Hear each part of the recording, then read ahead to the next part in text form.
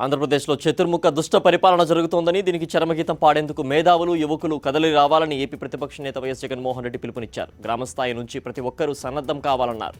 అవినీతి, అసమర్థత, అసత్యాలు, అప్రజాస్వామికమైన 4 పాదాల దుష్ట పరిపాలన సాగుతోందని ఆయన తీవ్ర స్థాయిలో దుయ్యమెత్తారు. పశ్చిమ గోదావరి జిల్లా ద్వారకా తిరుమలలో జరిగిన భారీ బహిరంగ సభలో వైఎస్ జగన్ ప్రసంగించారు. మాజీ మంత్రి కోటగిరి విద్యాధరరావు కుమారుడు కోటగిరి శ్రీధర్ వందలాది మంది నాయకులు, వేలాది మంది అనుచరులతో వైఎస్ఆర్ కాంగ్రెస్ పార్టీలోకి చేరిన సందర్భంగా ఈ సభ నిర్వహించారు. రాష్ట్రంలో అవినీతి రాజ్యమేలుతోందని జగన్ ఆగ్రహం వ్యక్తం చేశారు. ప్రత్యేక హోదా ఎందుకు ఇవ్వడం లేదు, మా పిల్లలకు ఉద్యోగాలు ఎలా వస్తాయని కేంద్రాన్ని అడిగే దమ్ము, ధైర్యం చంద్రబాబుకు లేదని జగన్ మండిపడ్డారు. అలా అడిగితే ఎక్కడ తన అవినీతి బండారం బయట పెడతారోననే భయం చంద్రబాబుకు ఉందన్నారు.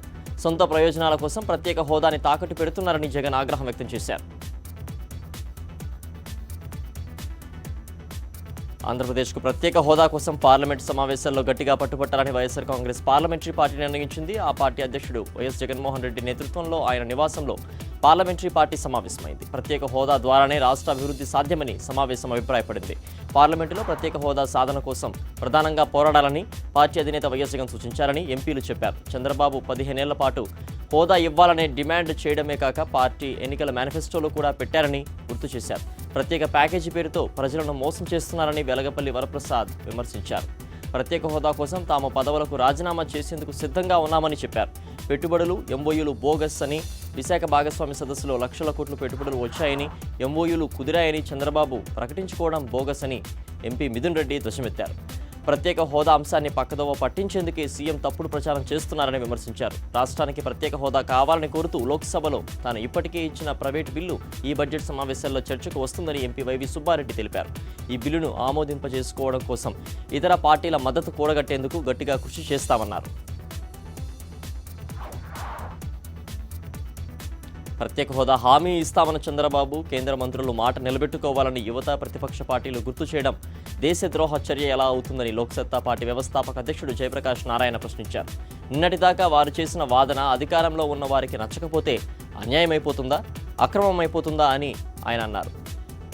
పాలకుల్లో ఇలాంటి అసహనం పెరగడం ఆంధ్రప్రదేశ్కు ఏమాత్రం మంచిది కాదన్నారు. విశాఖపట్నం ఎయిర్పోర్టులో ఏపీ ప్రతిపక్ష నాయకుడు వైఎస్ జగన్మోహన్ రెడ్డి పట్ల ప్రభుత్వం వ్యవహరించిన తీరు ఏమాత్రం ప్రజాస్వామ్యక చర్య అనిపించుకోబోదన్నారు. తిమ్మిని బమ్మి చేసి ప్రజలను భ్రమింపజేసేందుకు టీడీపీ, బీజేపీ ప్రత్యేక హోదా నిర్వచనాన్ని మార్చి పారిశ్రామిక రాయితీలు అందులో భాగం కానట్టు ప్రచారం చేస్తున్నాయని దుయ్యబట్టారు. కేంద్రం రాష్ట్రానికి చేస్తున్న సహాయానికి ప్యాకేజీ అన్న పేరు పెట్టడాన్ని ఆయన నాన్సెన్స్గా పేర్కొన్నారు. సాక్షికి జయప్రకాష్ నారాయణ ప్రత్యేకంగా ఇంటర్వ్యూ ఇచ్చారు. ప్రత్యేక హోదాతో పన్ను రాయితీలు వస్తాయని చెప్పారు. రాయితీలు వస్తే ఆంధ్రప్రదేశ్కు పరిశ్రమల పెట్టుబడులు గణనీయంగా వచ్చే అవకాశం ఉందన్నారు. హోదా అన్న రాష్ట్రాలకే పారిశ్రామిక రాయితీలు దక్కాయని గుర్తు చేశారు. ప్రత్యేక హోదా అవసరం లేదనుకుంటే శ్వేతపత్రం ప్రకటించి పన్ను రాయితీ అవసరం లేదు, ప్యాకేజీ సరిపోతుందని చెప్పండని జేసీ నిలదీశారు. వైఎస్ఆర్సీపీ అధ్యక్షుడు వైఎస్ జగన్మోహన్ రెడ్డి నేడు కృష్ణా జిల్లాలో పర్యటించనున్నారు. గన్నవరం నియోజకవర్గంలో పంటలు దెబ్బతిన్న ప్రాంతాల్లో ఆయన పర్యటిస్తారు. పంట నష్టపోయిన బాధిత రైతులను కలుసుకుంటారు. ఇటీవల వైఎస్ జగన్ రాజధాని ప్రాంతంలో పర్యటనకు వచ్చినప్పుడు గన్నవరం విమానాశ్రయంలో మినుము రైతులు ఆయన్ను కలిశారు. తమ పంటలు దెబ్బతిన్నా ప్రభుత్వం పట్టించుకోవడం లేదని ఫిర్యాదు చేశారు. స్పందించిన జగన్ వారి గ్రామాల్లో పర్యటించి దెబ్బతిన్న పంటలను పరిశీలిస్తారని హామీ ఇచ్చారు. ఈ నేపథ్యంలో నేడు ఆయన గన్నవరం నియోజకవర్గంలో ఆయన పర్యటించనున్నారు. ప్రత్యేక హోదాతోనే ఆంధ్రప్రదేశ్ రాష్ట్రం అభివృద్ధి చెందుతుందని సినీ నటుడు శ్రీకాంత్ అభిప్రాయపడ్డారు. కర్ణాటక రాష్ట్రం పావగడలోని శనైశ్చరాలయాన్ని సందర్శించి ఆయన ప్రత్యేక పూజలు చేశారు. ఈ సందర్భంగా విలేకరులతో మాట్లాడుతూ హోదా కోసం రాజకీయాలకు అతీతంగా అందరూ పోరాడాల్సిందేనన్నారు. అప్పుడే భావితరాలకు మంచి జరుగుతుందన్నారు. అంతకుముందు ఆయన దొడ్డబల్లాపురంలోని ఘాటి సుబ్రహ్మణ్య స్వామిని దర్శించుకున్నారు. శ్రీకాకుళం జిల్లాలో వంశధార నిర్వాసితుల ఆందోళనలు తగ్గలేదు. గ్రామాల్లో నష్టపరిహారం పంపిణీ చెక్లు అందజేయడానికి వచ్చిన అధికారులు నిర్వాసితులు తిప్పి పంపుతున్నారు. కొత్తూరు మండలం ఇరపాడులో చెక్కులను తీసుకోకుండా గ్రామస్తులు ఆందోళనకు దిగారు. గ్రామంలో నిరసనగా భారీ ర్యాలీ నిర్వహించారు. 2013 భూసేకరణ చట్టం ప్రకారం పరిహారం ఇవ్వాలని డిమాండ్ చేశారు. యూత్ ప్యాకేజీలో స్థానిక ఎమ్మెల్యే కలమట వెంకటరమణతో రెవెన్యూ అధికారులు కుమ్మక్కయ్యి బోగస్ వ్యక్తులకు పరిహారం ఇస్తున్నారని ఆరోపించారు. అధికారుల అవినీతి వలన అర్హులకు పరిహారం అందని పరిస్థితి ఏర్పడిందని ఆవేదన వ్యక్తం చేశారు. తిరుమలలో కిడ్నాప్కు గురైన 5 ఏళ్ల చిన్నారి ఇంకా దొరకలేదు. అనంతపురం జిల్లా కనగనపల్లి మండలం తుమ్మచెర్లకు చెందిన మహాత్మా వరలక్ష్మిల కుమార్తె నవ్యశ్రీ కుమారుడు హర్షవర్ధన్ కలిసి శ్రీవారి దర్శనానికి తిరుమల వచ్చారు. గదులు దొరకపోవడంతో మాధవం యాత్రీ సదన్లో లాకర్ తీసుకున్నారు. స్వామివారి దర్శనం చేసుకుని వచ్చిన తర్వాత నిద్రపోతున్న సమయంలో గుర్తు తెలియని వ్యక్తి నవ్యశ్రీపై దుప్పటి ముసిగేసి కిడ్నాప్ చేశాడు.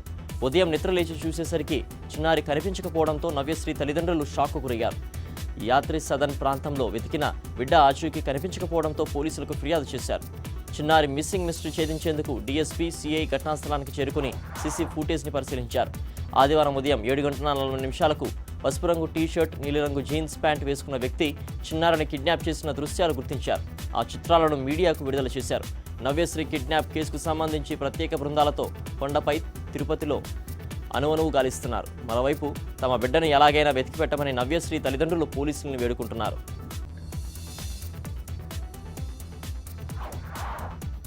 అనంతపురం జిల్లాలో హంద్రీనీవా కింద ఆయకట్టుకు సాగునీరు ఇవ్వాలన్న వైఎస్ఆర్సీపీ డిమాండ్ చేసింది. ఇందుకోసం ఫిబ్రవరి 6న వైఎస్ఆర్సీపీ అధ్యక్షుడు ప్రతిపక్ష నేత వైఎస్ జగన్మోహన్ రెడ్డి ఉరవకొండలో మహాధర్నా చేపట్టనున్నట్లు స్థానిక ఎమ్మెల్యే విశ్వేశ్వర్రెడ్డి తెలిపారు. ఉరవకొండ నియోజకవర్గం వజ్రకరూర్ మండలంలోని రాగులపాడు, ప్యాపిలి, కొత్తకోట గ్రామాల్లో ఎమ్మెల్యే విశ్వేశ్వర్రెడ్డి విస్తృతంగా పర్యటించారు. పర్యటనలో భాగంగా ప్రజలకు వైఎస్ జగన్ చేపట్టబోతున్న మహాధర్నా విజయవంతం చేయాలని పిలుపునిచ్చారు. అనంతపురం రైతుల్ని ఆదుకోవాలని దివంగత ముఖ్యమంత్రి వైఎస్ఆర్ హయాంలోనే హంద్రీనీవా ప్రాజెక్టు పనులు 90% పూర్తి చేస్తే మిగిలిన 10% పనులు పూర్తి చేసేందుకు చంద్రబాబుకు నిర్లక్ష్యం వహిస్తున్నారని విశ్వేశ్వర్రెడ్డి మండిపడ్డారు.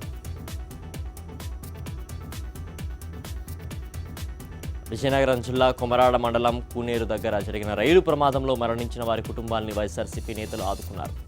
చిన్న కదుమ గ్రామానికి చెందిన 3 కుటుంబాలకు ఒక్కొక్కరికి 50,000 నగదును జిల్లా వైఎస్ఆర్సీపీ నేతలు అందజేశారు. పార్టీ అధ్యక్షుడు వైఎస్ జగన్ ఆదేశాల మేరకు సాయం అందజేస్తున్నట్లు నేతలు తెలిపారు. ప్రమాదం జరిగిన తర్వాత బాధిత కుటుంబాలని ప్రభుత్వం తరపున ముఖ్యమంత్రి కానీ జిల్లాకు చెందిన ఏ ఒక్కరూ పలకరించకపోవడం దురదృష్టకరమని వైఎస్ఆర్సీపీ నేతలు అన్నారు. మృతుల కుటుంబ సభ్యులకు కురుపాం వైఎస్ఆర్సీపీ ఎమ్మెల్యే పుష్పశ్రీవాణి జిల్లా పార్టీ అధ్యక్షుడు కలిసి నగదు అందజేశారు. తెలంగాణ సీఎం కేసీఆర్ తిరుమల పర్యటన ఖరారైంది. తెలంగాణ రాష్ట్రం ఏర్పడితే శ్రీవారికి బంగారు ఆభరణాలు చేయిస్తారని సీఎం కేసీఆర్ మొక్కుకున్నారు. ఇందులో భాగంగానే తిరుమలేశుడికి 5 కోట్ల విలువ చేసే బంగారు ఆభరణాలు సమర్పించుకొని మొక్కులు తీర్చుకోనున్నారు. 3,70,00,000 విలువ చేసే 14 కేజీల 20 గ్రాముల సలిగ్రామహారం, 1,20,00,000 రూపాయలతో 4.65 గ్రాముల కంఠాభరణం చేయించడానికి 2 ఏళ్ల కిందట అసెంబ్లీలో ఆమోదం తెలిపారు. ఈ ఆభరణాల బాధ్యతను కూడా టీటీడీకి అప్పగించారు. ఇందుకు టీటీడీ అకౌంట్లో 5 కోట్ల జమ చేశారు. తెలంగాణ ప్రభుత్వం టీటీడీ బహుకరించనున్న ఆభరణాల బరువు 18 కిలోల 850 గ్రాములు. ఈ నెల 31న కేసీఆర్ కుటుంబ సమేతంగా వచ్చి స్వామివారిని దర్శించుకుని మొక్కు తీర్చుకోనున్నారు.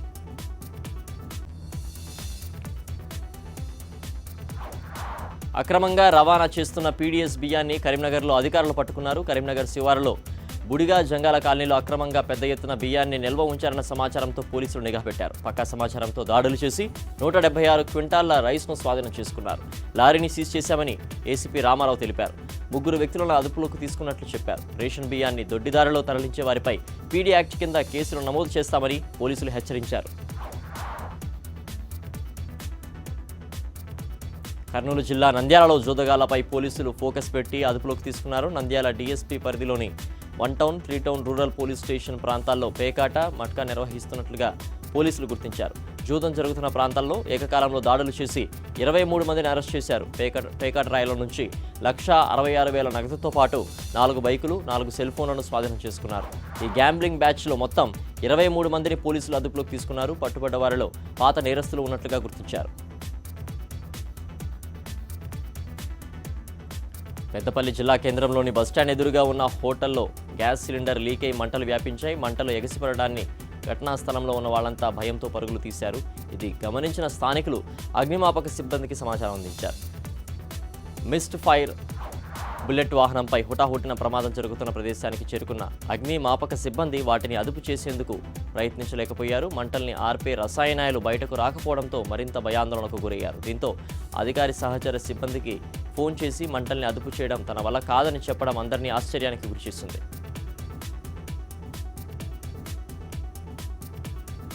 భద్రాద్రి కొత్తగూడెం జిల్లా భద్రాచలంలో రామనామస్మరణ మార్మోగిపోయింది. శ్రీ సీతారామచంద్రస్వామి దేవస్థాన ప్రాంగణంలో 1,111 మంది నృత్య కళాకారులతో భక్తరామదాసు కీర్తనలతో నృత్యాభిషేకం అంగరంగ వైభవంగా జరిగింది.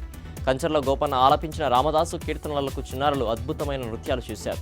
ముందుగా తాలూరి పంచాక్షరయ్య, పాకాల దుర్గాప్రసాద్ వేద పండితులు జ్యోతి ప్రజ్వలన చేసి నృత్యాభిషేకాన్ని ప్రారంభించారు. ఈ నృత్యాభిషేకం కార్యక్రమంలో ఆంధ్ర, తెలంగాణ నుంచి వచ్చిన అనేక మంది కళాకారులు పాల్గొన్నారు.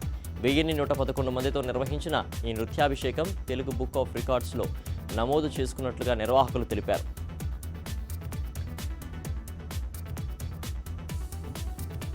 కఠిన వైఖరి అవలంబించలేని ప్రభుత్వాలు, పంజాబ్కు సంబంధం లేని విలాసాలకు అలవాటు పడిన పార్టీల ప్రభుత్వాలు అధికారంలోకి వస్తే పంజాబ్ మాత్రమే కాదు దేశం మొత్తం సంక్షోభాన్ని ఎదుర్కోవాల్సి వస్తుందని ప్రధాని మోదీ హెచ్చరించారు.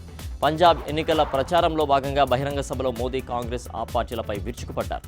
శిరోమణి అకాలీదళ్ బీజేపీ కూటమికి మూడోసారి అధికారం కట్టబెట్టాలని పంజాబీలను కోరారు. ఆమ్ ఆద్మీ పార్టీ పంజాబ్కు సంబంధం లేని పార్టీ అన్నారు. పంజాబ్ ప్రయోజనాలకు పనంగా పెట్టి సొంత ప్రయోజనాలని సృష్టించుకోవాలని అవి కలలుగంటున్నాయన్నారు. ఆప్ కాంగ్రెస్ను తరిమి కొట్టమని మోదీ పిలుపునిచ్చారు. దేశ భద్రతకు భరోసా కలిగించే ప్రభుత్వం కావాలంటే అకాలీదళ్ బీజేపీ కూటమికి పట్టం కట్టాలని మోదీ కోరారు.